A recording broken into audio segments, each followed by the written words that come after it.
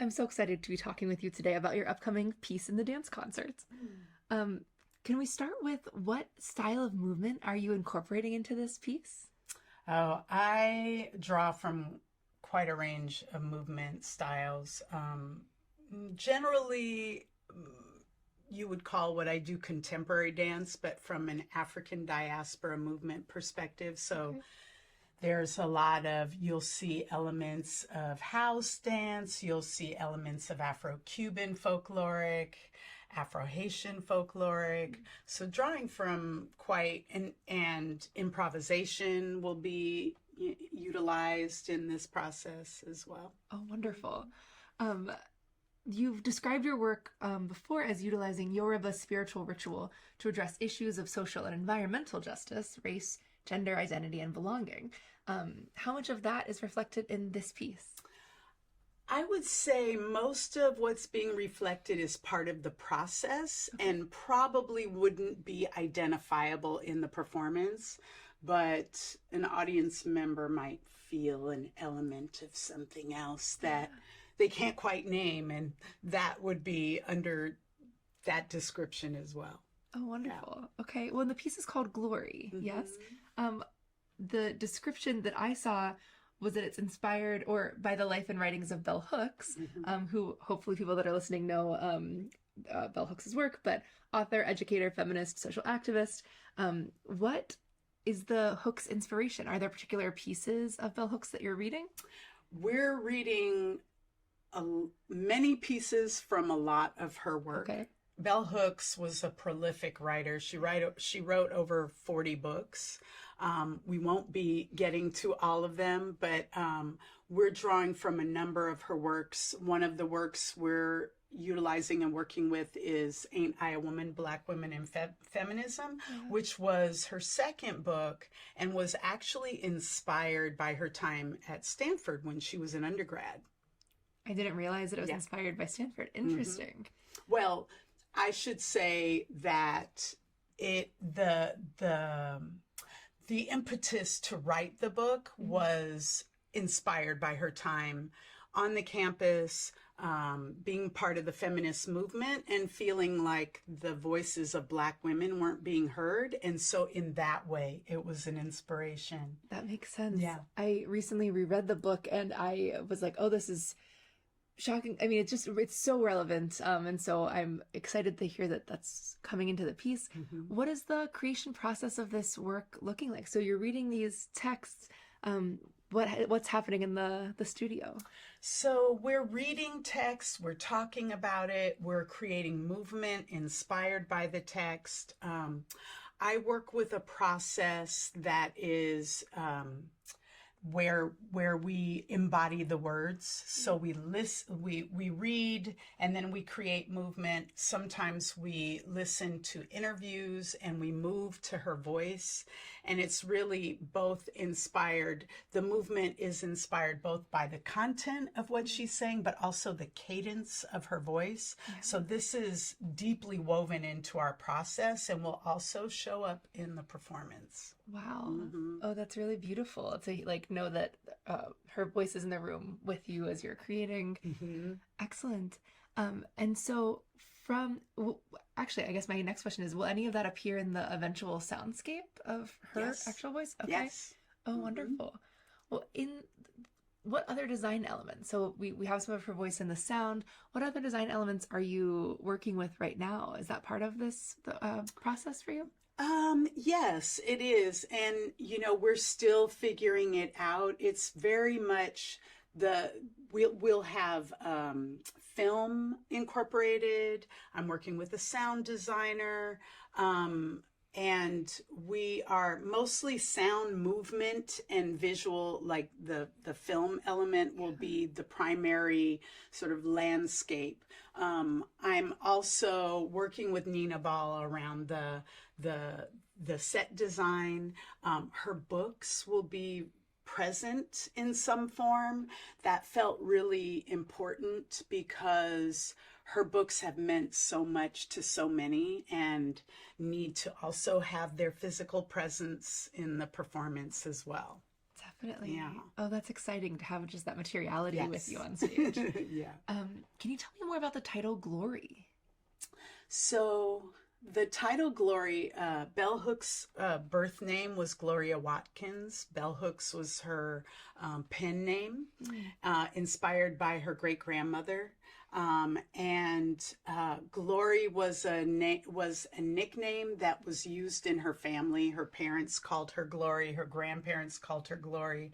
And as I told the performers, in this process, we're going to do our best to earn the right to utilize her nickname as part of the title, and also just the significance of the word glory, and all the ways that that word sparks feeling, emotion, thoughts, ideas. Yeah. Yeah. Oh, that's amazing. Well, and I know that IDA, or IDA, the Institute for Diversity in the Arts, is supporting this project in some ways. Can you share more about that? Yeah, they are. So IDA is part of, I'm an artist in residence here, and it's a joint, it's a collaboration, I should say, between Theater and Performance Studies Department and Institute for Diversity in the Arts. And so they are supporting with just like material support and also getting the word out. I taught a course last spring that was entirely focused on the works of Bell Hooks, due in part to, at that point, her recent passing. And Ida has just been just a tremendous support and collaborator in both the artistic process, but also making sure things happen. I love that. It's great to have the support coming from different places as you're making this collaborative piece. In the room with the dancers, what other elements of collaboration? I know that you were talking about the text. It feels like there's so much that's happening as part of this process. Can you talk about any other moments in the studio that have stood out, or moments of collaboration that are exciting to you as you've been working on this piece? Yeah, I'm working with a great group of student artists who are so generous with their energy and also their, intellectual input. We read and then we talk about it. So we spend a lot of time in rehearsal talking about Bell's work and the subject matter. As you pointed out, she focused on race, feminism, class. So as we read different parts of her writing, we unpack it so that we can even, more profoundly embody the message of what she was sharing with us. Yeah. Yeah. Oh, that's amazing. So conversation has been a huge part of the creative process. In addition to learning choreography, the students themselves are, I see this, I'm listing myself as a choreographer, but we're co-generating, we're collaborating on generating movement and ideas around how this piece will evolve and manifest. Wow. Yeah. Is conversation usually a part of the process for you? Absolutely. Okay. Absolutely. I'm a collaborator by nature, and anyone that I work with, I want to know, what are you thinking? So when we read things, for example, it's like, what did that spark for you? Where is that landing for you? Because that helps someone to even more deeply digest and, like I said, embody the message. And so, yes, always rooted in, talking about what we think about it. And, also where we have our questions, like what questions are surfacing for us in that process is also really important to the creative process. Yeah. Yeah. Do you think, I'm thinking of the audience watching this, some of them may or may not recognize Bell Hooks' voice. I'm sure they'll recognize in different ways the work that's happening. Is there anything in particular you want them to walk away thinking or feeling? Yes. And I want to save that for the show. Great. But more importantly, like, I hope that people feel really moved by her work, because she was so passionate. What I think was unique about her as a writer, as someone who was deeply intellectual, is an academic, was that she wanted her work to be accessible to everyone. One of a statement she made at one point was that, she really wanted her work to reach beyond the academy, and that her parents and her family and those in her communities who may not have had the benefit of going to a university would feel called in by the work. I love the idea of calling in, and I wish more academic work was like that, or work that was in the academy, but also then really spreads to the communities, the people that the work is for, and in all of the ways. That's really meaningful. I'm sure that there are things about this process we haven't talked about yet. Is there anything that comes to mind that someone who's listening might benefit from knowing before they come, or any of the collaboration process with your movers that you might want to mention?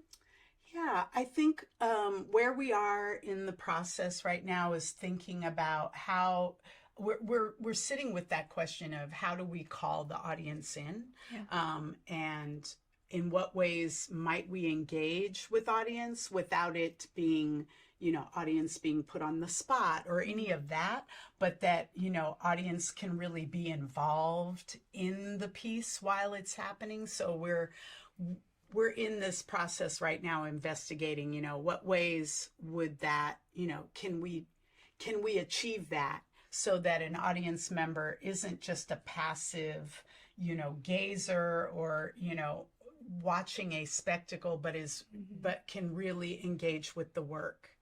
Yeah. Yeah.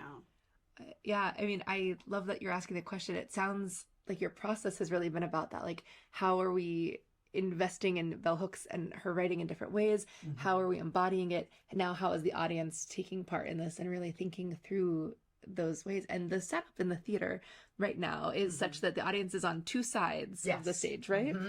Which feels like it lends itself really well to, instead of a proscenium where they're kind of removed, now they're able to be more involved. Right. Yeah. Excellent. Yeah. We're hoping for that. Yeah. We want it to feel less of a performance and more of a conversation. So the conversation continues. Yeah. Very cool. Yeah. I'm so excited for this piece, and I can't wait to see the entire dance concert. Thank you so much. Thank you so much. Thank you.